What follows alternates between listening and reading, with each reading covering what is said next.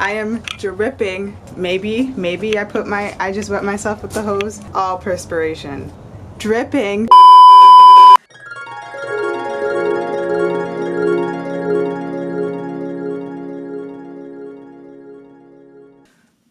Welcome back to the third episode of Farm Nerd Stories. It's been like, I think it's been a month or two.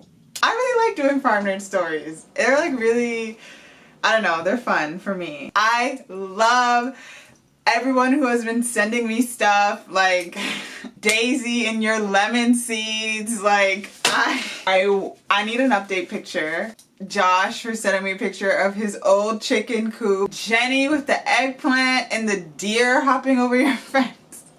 Any funny type of like garden stories or farm stories or like whatever it is, like I love it. Please just keep sharing it with me. Jillian and Peter.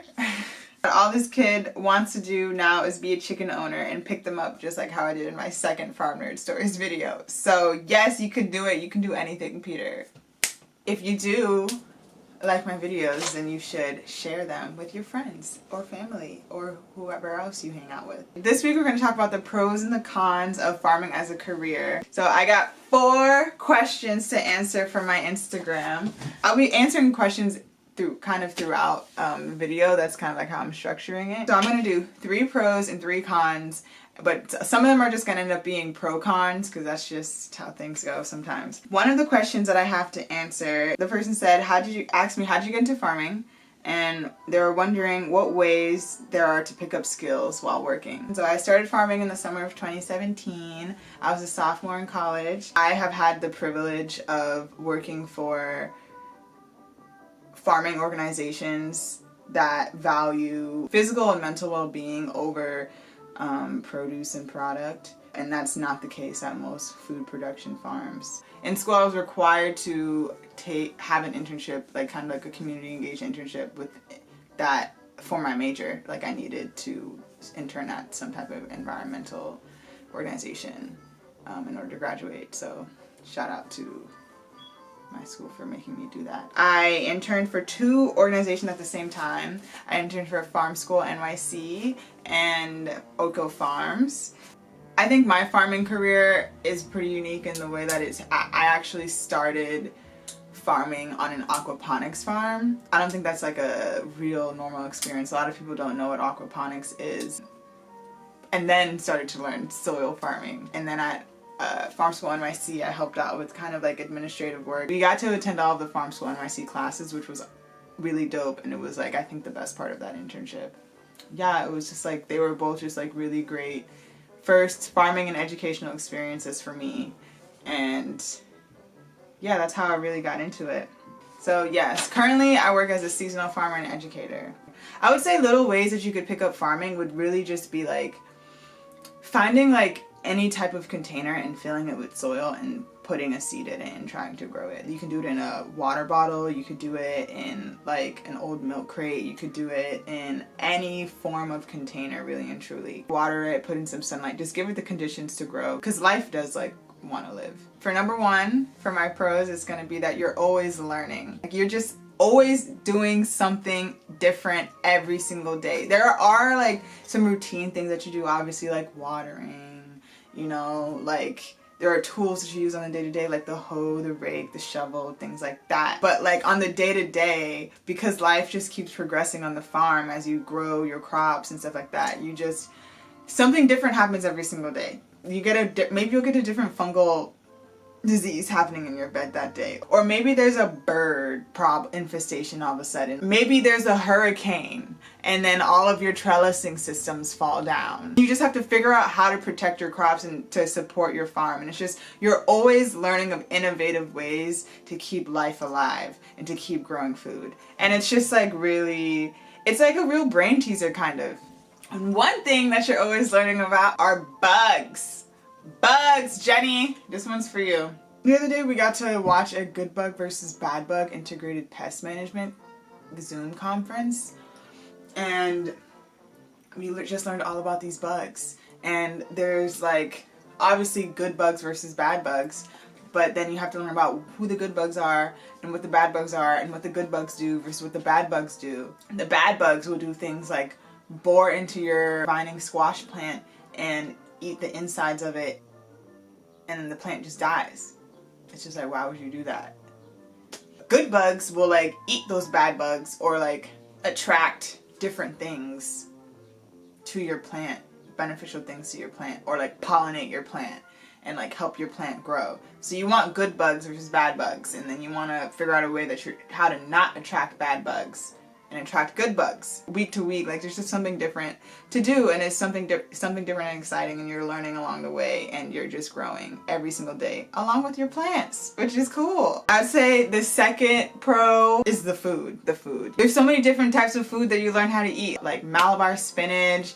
There's so much more food outside of the supermarket. I didn't know that you can eat sweet potato greens. I didn't know you can eat bok choy flowers. Like, what? That's beautiful. Eating seasonally also just is so much better for you. There's so many studies that say that. You meet so many people who know how to cook. I learn about so many different types of culture. Like, food just brings people together. That is a fact. You get so many recipes. You just learn so much about how to take care of yourself. It's just awesome. Abby asked, how has farming changed the way you choose food for yourself? A lot. Okay, first of all, I don't buy things that I can grow myself in season. I feel like I have really bougie taste buds now because I know the way that things are supposed to taste. I can't eat tomatoes from the store when it's tomato season because I'm just kind of like, this is disgusting. Unless they're like from the farmer's market. I love now going to farmers markets. Farmers markets are like my favorite places to be. I love buying in season. Yeah, I think I've just gotten a lot more bougie taste buds. Bougie just because it's not as accessible and it's expensive to eat healthily in the United States because of systematic racism, honestly. Another pro about this field is that just the people that you meet in this field, they're generally just like good people and nice people. And I mean, like occasionally you'll meet like the occasional like farm snob or whoever, but like generally people are just good and they want to do good. I've built some really strong bonds with the people I've gotten to work the land with. I think it's the people themselves, but I do think it's just like the practice, and I think there's something about just like working the land together. And I think especially like when women of color get to come together and work the land together, I think some real kind of like magical things happen, and I think we get to do a lot of healing together. Shout out to my coworker. One major con is that it's not that profitable of a field. Farming for the majority of the time isn't this crazy cool sexy thing. It's like there are all these online farming courses right now, and a lot of the farmers are saying like, look, you are not going to make a profit because food isn't really profitable. Most big ag conventional farmers require subsidies from the government in order to maybe break even for the year. If you're a big ag conventional farmer, like you're using all these pesticides and herbicides and just chemicals that are causing cancer, actually, and digestion problems and asthma and just like all these different types of health problems, like these things that we're spraying on our food to make it look pretty, but then they're like completely devoid of nutritional value. It's just stupid. There's so many things messed up about the field, honestly. Yeah, there's a lot to talk about. Another con, but I think this one's a pro con, is that this is a physically demanding field, and so then it requires a different type of maintaining your stamina and energy. Don't think that you're gonna end the day and be able to go out with your friends after really like that. I mean, you can, but you're gonna be knocking out by like pretty early. You're gonna be an early bird that night. So you're just tired. You're just like physically tired a lot of the time. You are always moving, especially in soil. You're always moving. You're always doing something with your hands. You're always moving your body, and it's a matter of like learning how to move your body. You have to have the right attire. You have to be comfortable. You have to be comfortable moving a lot. You're outside in the heat, and that should speak for itself. So you have to figure out ways to stay cool, figure out ways to keep your hair out of your face, keeping the sun out of your face. You know, I like to wear fun sunglasses at work, like anything. These are like, I got these for like $10. You know, get yourself something nice and fun. I like to wear short sleeve baggy shirts to stay cool, because I like to roll up my sleeves because I'm not with the farmer's tan, okay? No. Everybody has a way that they like to stay cool, like they like their kind of like farm get up. Sometimes you could wear a hat, sometimes you could do whatever, but it's just a matter of how are you going to bear the sun and the heat and the sweat. That's another thing. The sweat. God, I am dripping. I am dripping. Do you see this? This is all perspiration.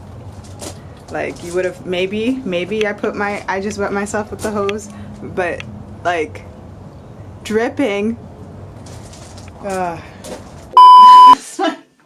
You will sweat. And it's just like, you will sweat so much. You're gonna get to a point where you just let the sweat drip. And you just kind of let it just, like, you just kind of like shower in it. Like, I moisturize my face with like essential oils. And so I sweat from my like face will like get into my eye, and then therefore the essential oil is like getting to my eye, and then I actually start crying. And sometimes I go kind of blind because of it, and I have to like take a moment and just kind of like wipe my eyes out. It's like you have a big shirt, you know what I'm saying, you get sweat in your eye, you can just kind of go like,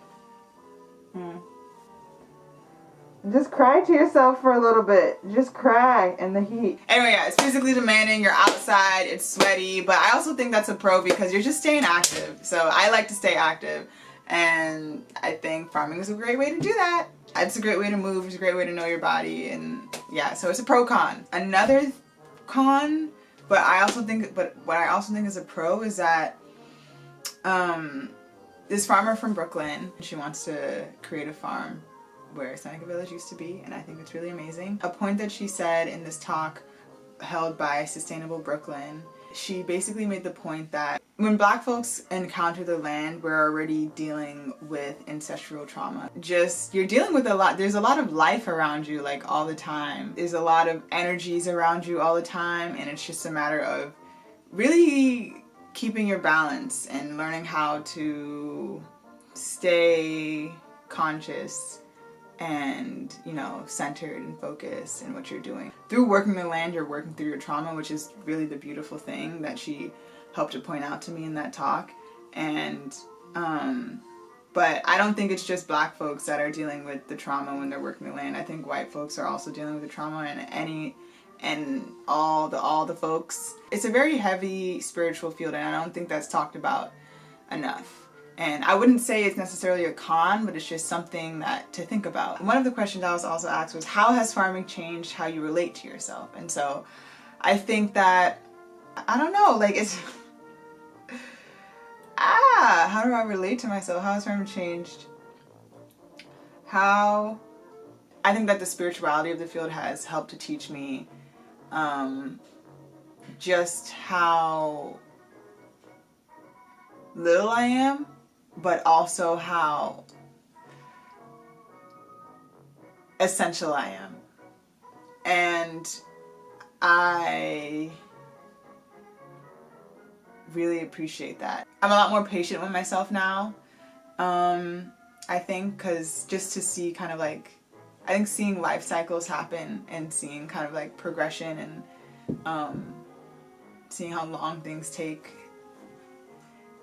to, I guess, blossom and bloom and whatever. I think that, yeah, I think this field has very much taught me patience. Yeah. Yes, thank you guys for watching. I hope you guys enjoyed this episode of Farm Nerd Stories. This September, I will be taking a vow of silence. During this time, I'm focusing on just producing all of these projects that I have in my head. You guys make this so much fun for me, and yes.